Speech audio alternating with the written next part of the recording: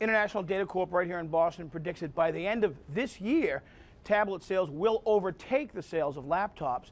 By the end of 2015, all PCs, desktop, laptop together, will be exceeded by the sale of tablets. It's the way people are experiencing the internet. It's the way people are computing. It doesn't mean the death of the PC market. In fact, in the business community, the business market is still pretty robust for PCs.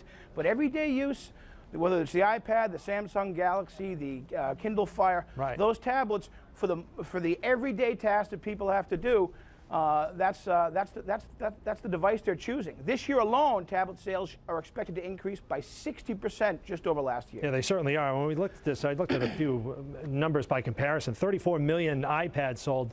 Samsung at 1.4 million. It gives you a little perspective about who's ahead in the game there, but they're always playing catch up, and give them time, they probably will. Yeah. Let's move on to the housing market right now because we're a little pressed for time today. And let's talk about inventories, which are good right now as far as, getting the houses sold, but they need more houses out there as well, do they not? Yeah, no, that's true. More inventory has to come on the market. Foreclosures are way down nationwide and in Massachusetts. That helps drive prices up. A foreclosure sells for about 30% less than other homes in the market. That brings the prices down.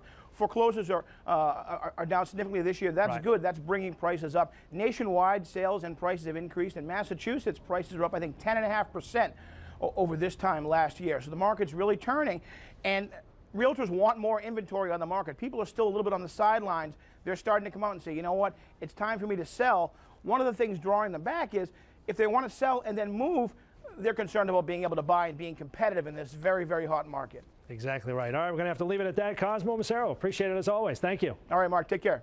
You too.